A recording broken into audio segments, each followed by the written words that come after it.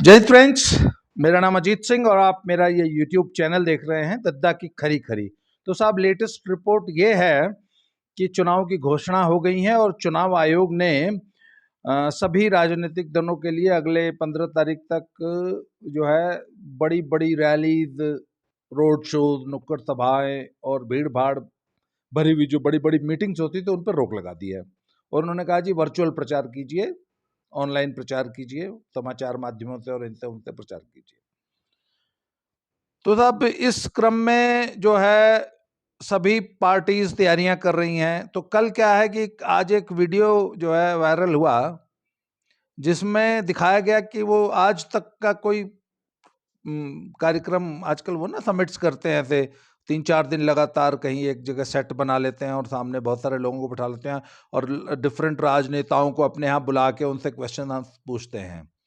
तो अंजना ओम कश्यप हैं, आज तक की वो जो है अखिलेश यादव जी का एक इंटरव्यू कर रही थी। तो उसमें उसकी मैंने 1-1.5-2 मिनट की क्लिपिंग देखी जिसमें वो अखिलेश जी ने उनको 3-4 बार जो है व्यंग्यात्मक तरीके से कहा कि आप बहुत ईमानदार पत्रकार हैं, ईमानदार ईमानदार कह के उनको जो है वो टॉन्ट कर रहे थे। तो इस पे अंजना ओम कश्यप ने उनकी बहुत कायदे से क्लास लगा दी। तो वो कुल मिला के कुछ 1.25 घंटे का एक प्रोग्राम था। तो फिर मैंने वो यूट्यूब पे पूरा प्रोग्राम देखा कि आखिर ये क्या है और आखिर अंजना ओम कश्यप इस तरह से क्यों जो है नाराज हो गई और उसने इतनी बुरी तरह झाड़ दिया। तो फिर वो मैंने पूरा कार्यक्रम देखा। तो उस पे विभिन्न मुद्दों पे अखिलेश जी बोले और अखिलेश जी का मुझे बाद में समझ में आया। और उसके बाद जब मैंने वो 1.25 घंटे के कार्यक्रम में बहुत सारे लोगों के कमेंट्स पढ़े, जैसे मैं यहाँ पर भी जब वीडियो बनाता हूँ ना आप यूट्यूब पे, तो मेरी कोशिश ये रहती है कि मैं तकरीबन सारे कमेंट्स पढ़ता हूँ अपनी वीडियोस के, और जहां पर भी जवाब देने की जरूरत पड़ती है मैं जवाब भी देने की कोशिश करता हूं। अब आगे चल के ये कितना हो पाएगा पता नहीं, या अगर किसी ने मेरी 4 महीने पुरानी वीडियो देखी है और वो कमेंट मेरी निगाह में नहीं आया तो वो अलग बात है, परंतु मेरी निगाह में जो कमेंट्स आ जाते हैं यूट्यूब स्टूडियो के माध्यम से मैं उनका सबका जवाब देने की कोशिश करता हूं। मेरे लिए वो it is way of interaction. तो मैं उनकी वीडियो के नीचे भी कुछ कमेंट्स पढ़ रहा था।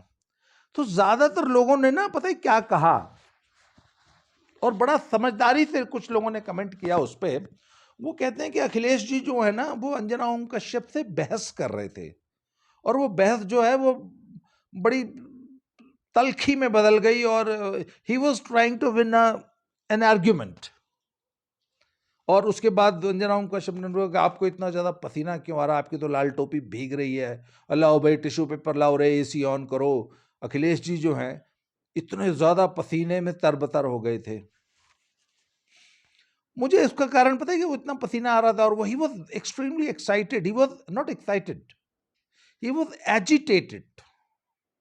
मतलब वो बहुत ही आक्रामक तरीके से उस इंटरव्यू को हैंडल कर रहे थे, और he was trying to win an argument. अच्छा, उसके बाद हमारे एक दोस्त हैं पारितोष जी बनारस से, उन्होंने भी जो है ऐसी ही एक क्लिपिंग उनकी शेयर की। तो उसके नीचे भी बहुत सारे कमेंट्स आए हुए थे। तो उसमें भी यही बात चल रही थी कि अखिलेश जी जो है वो नेशनल मीडिया पे बहस कर रहे हैं और बहस में कुतर्क करके जो है वो आर्गुमेंट जीतने की कोशिश कर रहे थे। तो मैंने वहां पे ये कमेंट करने जा रहा था, फिर मुझे लगा कि नहीं, ये कमेंट 3 लाइन के कमेंट में अपनी बात कह नहीं पाऊंगा, और मैंने तभी डिसाइड कर लिया था कि मैं इस विषय पे एक वीडियो बनाऊंगा। और मैं आज के यूथ के लिए, सिर्फ यूथ के लिए नहीं, मैं ये सभी लीडर्स के लिए, चाहे आप फैमिली में हैं, चाहे आप एक सोशल लीडर हैं, चाहे एक आप बिजनेस लीडर हैं, चाहे आप एक पॉलिटिकल लीडर हैं, या सिंपल अगर आप बड़े भाई भी हैं, अगर आप एक सिंपल मतलब अपने परिवार के मुखिया हैं, पिता हैं, अगर आपके नीचे सिर्फ एक व्यक्ति भी काम करता है तो यू आर ए लीडर। तो मैं ये कमेंट करना चाहता था पारितोष भाई की उस पोस्ट पे कि इनफैक्ट अखिलेश जी को ना डेल कार्नेगी की एक पुस्तक है लोक व्यवहार, वो पढ़नी चाहिए। और मैं अपने सभी फ्रेंड्स को, मेरे से जो भी लोग काउंसलिंग करते हैं, मुझे बहुत से लोग ना फ़ोन करके सलाह लेते हैं जो उनकी निजी प्रॉब्लम्स होती हैं। मतलब मैं एज़ अ काउंसलर भी काम करता हूँ, तो मुझसे वो पूछते हैं, तो मैं उनको हमेशा एक सलाह देता हूँ कि यार तुम ना डेल कार्नेगी की लोक व्यवहार पढ़ो। ये लोक व्यवहार जो पुस्तक है डेल कार्नेगी की, वो इंग्लिश की जो उनकी बुक है, how to win friends and influence people, वो उसका हिंदी रूपांतरण है। लोक व्यवहार 100-125 की मिलती है, आप अमेजन से या फ्लिपकार्ट से मंगा सकते हैं। तो बहुत से लोग कहते हैं नहीं नहीं मैंने वो पुस्तक पढ़ी है। मैंने कहा नहीं नहीं नहीं, वो जैसे आपने पढ़ी है ना, इस पुस्तक को वैसे मत पढ़िए।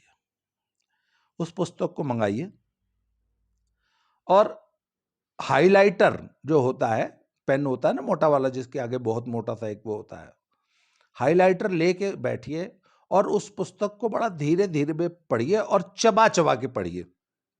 एक उपन्यास की तरफ पढ़ मत जाइए उसको। उसको पढ़ के आपको गुनना है, उस पर विचार करना है, और जो अच्छे पॉइंट लगे उनको आप हाइलाइटर से हाईलाइट करते जाइए। और उस किताब को पढ़ने में हफ्ता 10 दिन लगाइए, एक दिन में मत पढ़िए वो। हालांकि 1.5-200 पेज की किताब होगी, पतली सी, but don't read in one sitting या इन 1 डे 2 डे, ऐसे जैसे हम उपन्यास ने एक सिटिंग में फिनिश कर दिया, चलो जी पढ़ ली किताब। ये किताब उस तरह पढ़ने की नहीं है, उसके अंदर अलग अलग चैप्टर्स हैं। तो मैं हमेशा अपने फ्रेंड्स को बोलता हूं कि अगर आपको जीवन में वाकई कुछ बनना है, कुछ सीखना है, if you really want to grow internally,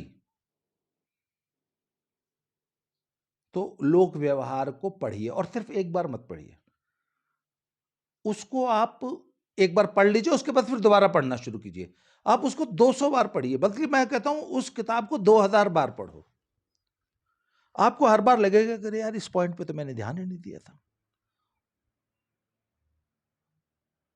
मैं ना अपने स्कूल में जब मैं बैठा होता हूं, तो कई बार टीचर्स आते हैं और वो इंक्रीमेंट की बात करते हैं कि साहब इंक्रीमेंट चाहिए। तो मैं उनसे सीधे सीधे एक सवाल पूछता हूँ कि increment means you want a growth in your salary, तो how do you justify this growth? मैं आपकी तनख्वाह जो पहले कल तक 20,000 थी, उसको आप ये चाहती हैं मैं 23,000 कर दूं, 25,000 कर दूं, 20,000 से 21,000 कर दूं, क्यों?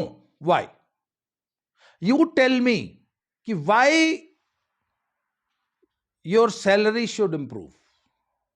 सिर्फ डियरनेस अलाउंस चाहिए आपको, क्योंकि जी महंगाई बढ़ गई है, चीनी 38 रुपए से 40 रुपए किलो हो गई है, इसलिए मेरा वेतन भी बढ़ा दिया जाए। तो इंक्रीमेंट मत मांगिए, फिर तो डियरनेस अलाउंस मांगिए कि महंगाई भत्ता मेरा बढ़ा दो साहब। तो मैंने कहा एज अ टीचर या एज अ लीडर आप मुझे जस्टिफाई कीजिए कि why should I increase your salary, या हैव यू ग्रोन एक्सटर्नली? और आप एक्सटर्नली तब ग्रो करते हैं जब आप इंटरनली ग्रो करते हैं। तो as a human being, as a leader, as a teacher, have you grown internally? अच्छा मुझे बताइए, पिछले फिर मैं सीधे सीधे प्रैक्टिकल बातों पे आ जाता हूँ। मुझे ये बताइए, पिछले 1 साल में आप अगर आप इस सब्जेक्ट टीचर हैं, तो आपने पिछले 1 साल में अपने सब्जेक्ट पे कितनी नई बुक्स पढ़ी, कितने पेपर्स पढ़े? अगर आप इंग्लिश लिटरेचर की टीचर हैं, तो आपने पिछले 1 वर्ष में कितनी पुस्तकें पढ़ी हैं, कितना साहित्य पढ़ा? You tell me the name. उसके बाद आपने कोई नया कोर्स किया अपनी लैंग्वेज को इम्प्रूव करने के लिए, अपने सब्जेक्ट को इम्प्रूव करने के लिए कोई नया कोर्स किया, कोई नई वर्कशॉप की, किसी अच्छे टीचर से, किसी अच्छे किसी रिसर्चर से, अपने विषय में आपने उसके कुछ पेपर्स पढ़े, कुछ आपने आपने अपने आप को एज ए टीचर ग्रो करने के लिए क्या किया? क्या आप can you tell me that you have become a better teacher या you have become a better leader than last year? मतलब why, how do you justify this growth in salary? मैं उनसे ये पूछता हूं। तो सब अगर आप रियली इंटरनली ग्रो करना चाहते हैं ना, तो मुझे लगता है कि आपको डेल कार्नेगी की लोक व्यवहार पढ़नी चाहिए।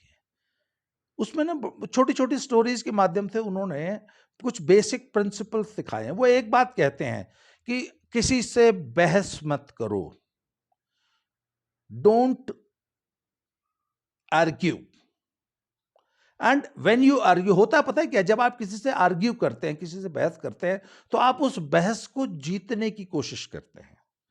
तो उस दौरान you may win the argument, आप उस बहस में जीत तो सकते हैं, you will win the argument, but you will lose that person हमेशा के लिए। अब वो बहस तो जीत जाएंगे, पर वो व्यक्ति जिससे आप बहस कर रहे थे ना, उससे हार जाएंगे और हमेशा के लिए हार जाएंगे। उस व्यक्ति को हार जाएंगे, वो व्यक्ति आपके जीवन में नहीं रहेगा। इसलिए डोंट आर्ग्यू, पहला principle, and don't try to win that argument. Akhilesh ji पता है उस बहस में क्या गलती कर रहे थे, कि वो अंजना ओम कश्यप से बहस कर रहे थे और उस बहस को तर्क कुतर्क करके जीतने की कोशिश कर रहे थे, और उस जीतने की उस कोशिश में, उन कुतर्कों से जीतने की कोशिश में ना, वो सिर्फ he was not losing only Anjana Om Kashyap, but he was losing lakhs and lakhs of voters जो कि उस प्रोग्राम को देख रहे थे।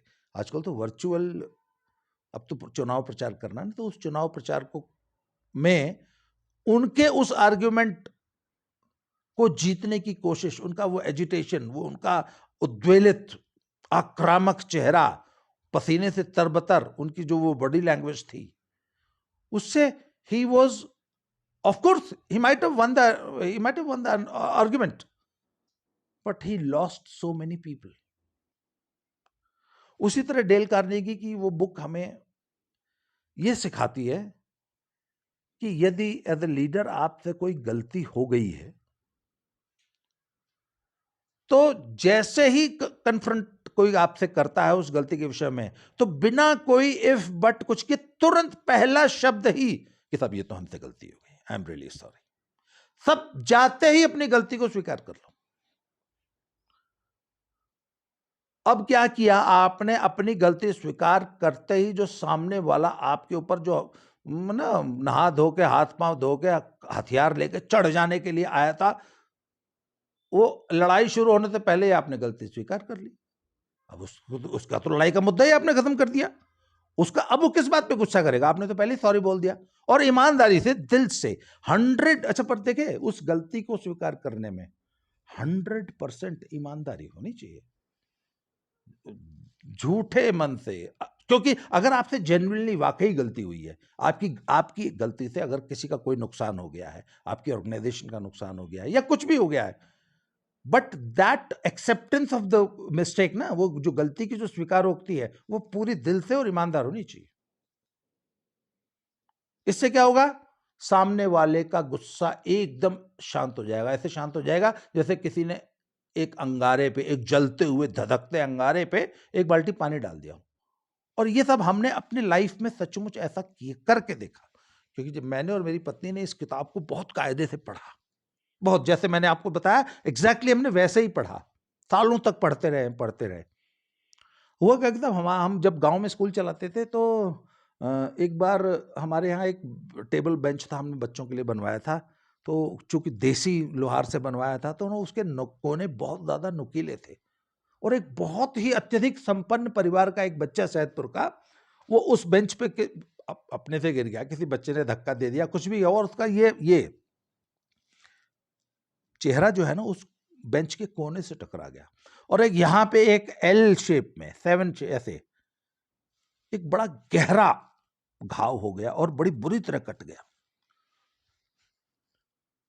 तो साहब हम उस बच्चे के घर पहुंचे, और हमें तो मालूम था कि पेरेंट्स बहुत ज्यादा उद्वेलित, एजिटेटेड, नाराज, बहुत गुस्से में होंगे।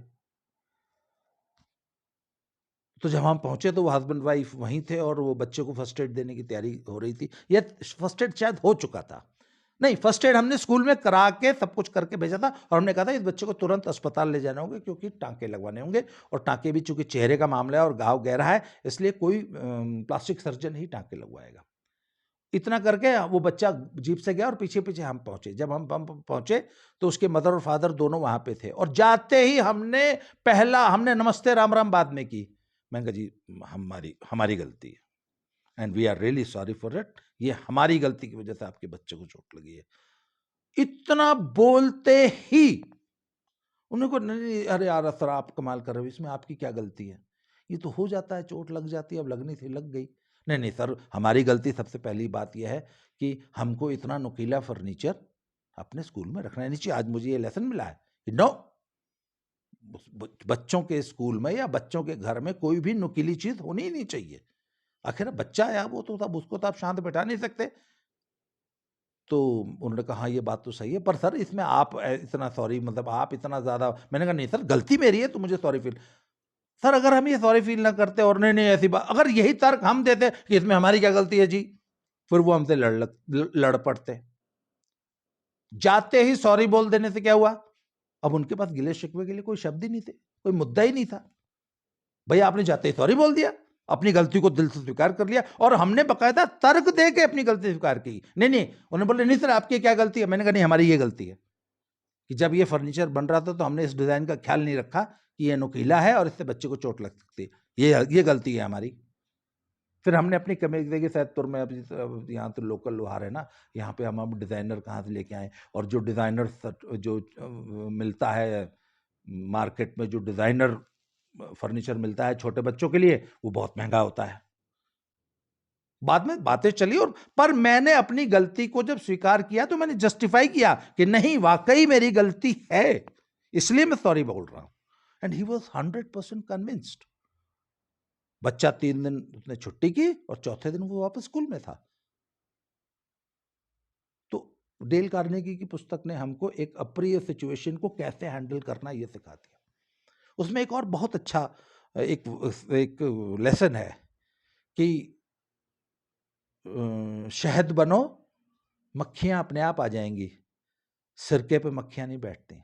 अगर आप चाहते हैं ना कि लोग आपके पास आए या लोग आपके इर्द गिर्द रहे, लोग आपसे अट्रैक्ट हों, आपके प्रति आकर्षित हों, तो गुड़ बनो। मक्खी, फिर अगर आप गुड़ बन जाएंगे तो मक्खी को बुलाना नहीं पड़ेगा, मक्खियां अपने आप आपको ढूंढती हुई आ जाएंगी। सिरके पे मक्खी नहीं बैठती, सिरका बनोगे तो कोई नहीं आएगा। वो उन्होंने इसका एक स्टोरी सुनाई है कि वो एक बच्चा था जो एक बछड़े को खींच रहा था रस्सी से, और बछड़ा पूरी ताकत से पीछे की तरफ खींच रहा था। तो जो किसान था उसने बोला कि बेटा ऐसे मत खींचो इस बछड़े को। किसान ने अपनी उंगलियां दूध में डुबोई और वो बछड़ा को चटा दी। बछड़ा उन उंगलियों को चाटने लगा, फिर किसान आगे आगे चल पड़ा, बछड़ा अपने आप उन उंगलियों को चाटता हुआ और दूध की आशा में उस किसान के पीछे पीछे चल पड़ा। अगर आप बछड़े को खींचते तो वो एजिटेट कर रहा था, वो जो है पीछे की तरफ जोर लगा रहा था, पर जब आपने अपने हाथ में दूध उसको उसके मुंह लगा दिया तो वो अपने आप आपके पीछे पीछे चल पड़ा। तो यही बात है, गुड़ बनिए, मक्खियां अपने आप पीछे चली आएंगी। उसमें एक और बहुत ही अच्छा लेसन है जिसको मेरी वाइफ ने एक बार अपनी लाइफ में इंप्लीमेंट किया। तो वो एक नई ऑर्गेनाइजेशन में एज ए प्रिंसिपल उन्होंने ज्वाइन किया। तो उस का जो उस संस्था को जो डायरेक्टर था, he was a young boy, young man. तो he was quite impressed and he had selected her as the principal. उन्होंने उसको प्रिंसिपल चुन लिया था, मेरी पत्नी को। परंतु चेयरमैन वो मिले नहीं थे, और चेयरमैन विरोध कर रहे थे कि नहीं इसको नहीं, वो फलानी कैंडिडेट को रखो। तो डायरेक्टर ने कहा, who was a young man, chairman से कि अरे सर आप एक बार कैंडिडेट से मिल लीजिए, उसके बाद डिसाइड करिए। तो साहब तय हुआ कि कहीं एक जगह जाना था इंस्पेक्शन में कुछ देखने के लिए। तो नई प्रिंसिपल और चेयरमैन और डायरेक्टर तीनों एक कार में बैठे, और वो चेयरमैन के साथ प्रिंसिपल की पहली मीटिंग थी। और उस मीटिंग में ही प्रिंसिपल को, यानी मेरी वाइफ को, उस बुजुर्ग बेहद एक्सपीरियंस्ड बड़े घाघ बिजनेस लीडर को इंप्रेस करना था। और जो डायरेक्टर साहब थे वो कार चला रहे थे साहब। तो चेयरमैन और प्रिंसिपल पिछली सीट पे बैठे हुए थे और ये लोग जा रहे थे करीब 100 किलोमीटर दूर। तो मेरी वाइफ जो कि प्रिंसिपल थी, उन्होंने छूटते ही पहला सवाल क्या किया चेयरमैन से कि सर मैंने देखा, आपका स्कूल देखा और आपकी पूरी संस्था देखी और आपकी पूरी ऑर्गेनाइजेशन, और आपने सर आपने इतनी छोटी सी उम्र में इतनी छोटी सी एक जिंदगी में 25-30 साल में इतना बड़ा बिजनेस एम्पायर कैसे खड़ा कर दिया? एक सवाल पूछा खाली कि आपने इतनी छोटी सी उम्र में स्टार्ट करके, he was only, the chairman was only 25 when he started this business empire, जब उन्होंने शुरुआत की, और 30-40 साल के अंदर एक बहुत बड़ा बिजनेस एम्पायर उन्होंने खड़ा कर दिया। तो उन्होंने बोला, सर आपने इतनी छोटी सी उम्र में इतने कम समय में इतना बड़ा साम्राज्य कैसे खड़ा कर दिया? इतना बोल के वो चुप हो गई, ऐसे करके बैठ गए। और चेयरमैन साहब जब वो 25 साल के थे ना, तब से उन्होंने अपनी स्टोरी सुनानी शुरू की और 40 साल का इतिहास सुना डाला। और अगले 1 घंटे तक चेयरमैन साहब बोलते रहे और प्रिंसिपल साहिबा सिर्फ सुनती रही। हाँ जी, हाँ जी, कुछ नहीं बोली। उसके बाद मीटिंग खत्म हो गई। उसके बाद वापस आ गए, प्रिंसिपल साहिबा अपने घर चले गए, चेयरमैन साहब और जो उनका बेटा डायरेक्टर था वो अपने घर चले गए। और चेयरमैन साहब ने अपने बेटे से कहा कि नहीं, you have chosen a very intelligent woman as the principal, बहुत सयानी लेडी है। जबकि लेडी ने तो सिर्फ एक वाक्य कहा था, पूरी पूरी 1 घंटे की बातचीत में सिर्फ एक वाक्य बोला और चुप गई। बाकी तो 1 घंटा चेयरमैन सर बोलते रहे। ये वाक्य भी डेल कार्नेगी ने सिखाया था। ये ट्रिक, ये टेक्निक, आप उनकी वो किताब पढ़िए। वो बताते हैं कि वो एक बहुत सफल बीमा एजेंट हुए हैं कोई अमेरिका में, उनकी ये स्टोरी थी। कहते कि साहब मैं एक बहुत बड़े बिजनेस टाइकून से बार बार एक बिजनेस अपॉइंटमेंट लेने की कोशिश कर रहा था, because I wanted to sell him a policy of insurance. मुझे वो टाइम मिल नहीं रहा था, मैं 1 साल से लगा हुआ था, मैं बार बार टाइम मांगता था, उनकी सेक्रेटरी टाइम नहीं दे पाती थी मुझे। तो एक बार मैंने कहा कि मुझे आप सिर्फ 5 मिनट के लिए मिलवा दीजिए। तो वो जो उस इंडस्ट्री के जो चेयरमैन थे, उन्होंने कहा okay, only 5 minutes, tell him to come at this time for 5 minutes only. तब ये इंश्योरेंस एजेंट उस चेयरमैन के पास पहुंचा, उस कंपनी के सीईओ के पास, और उसने जाते ही यही सवाल कर दिया कि सर आपने इतना बड़ा साम्राज्य खड़ा किया, you are a business tycoon today, sir how could you do this? एक प्रश्न पूछ के वो बीमा एजेंट बैठ गया और उस सीईओ ने, जो कि 5 मिनट का समय दिया था, वो 1.5 घंटा अपनी कहानी सुनाता रहा, अपनी सक्सेस स्टोरी। उसने अपनी सारी अगली अपॉइंटमेंट सेक्रेटरी से बोल के कैंसिल करा दी, और 1.5 घंटे बाद जब कहानी सुन ली तो उसने बोला हाँ आए कैसे थे? बोला सर वो मैं एक इंश्योरेंस की एक पॉलिसी आपके पास लेके आया था। उसने बोला वो मेरे उस सेक्रेटरी को बता देना। वो कहते हैं उसके बाद मैंने, वो लोग बताते हैं कि वो उस वक्त के इंश्योरेंस इतिहास की सबसे बड़ी, सबसे महंगी पॉलिसी उस दिन मैंने बेची, सिर्फ इस एक प्रश्न से कि सर आपने इतना बड़ा साम्राज्य कैसे खड़ा किया। तो सब डेल कार्नेगी की जो, अच्छा ये क्या है? This is human psychology. आप अपने सामने वाले व्यक्ति से, आप अपने ऑडियंस से क्या बात करते हैं, वो बात कीजिए जो वो सुनना चाहता है। वो बात मत कीजिए जो आप उसको सुनाना चाहते हैं। यही किया। और चूंकि मेरी पत्नी ने वो किताब पढ़ी थी, उसने चेयरमैन को इंप्रेस करने के लिए सिर्फ यही एक वाक्य पूछ लिया कि सर आप जीवन में इतना सक्सेसफुल कैसे हुए? Rest is history. और मोनिका पिछले 14 साल से आज उसी स्कूल में शी इज द प्रिंसिपल। और वो चेयरमैन जो कि ही इज सच अ, मतलब मैं आपको बता नहीं सकता कि मैं उनके बाद उनका भी कभी इंटरव्यू लूंगा इसी यूट्यूब चैनल पे। He is such a successful entrepreneur, such a मतलब वंडरफुल बिजनेस लीडर। वो ये कहते हैं कि नहीं नहीं, my principal is an extremely smart lady.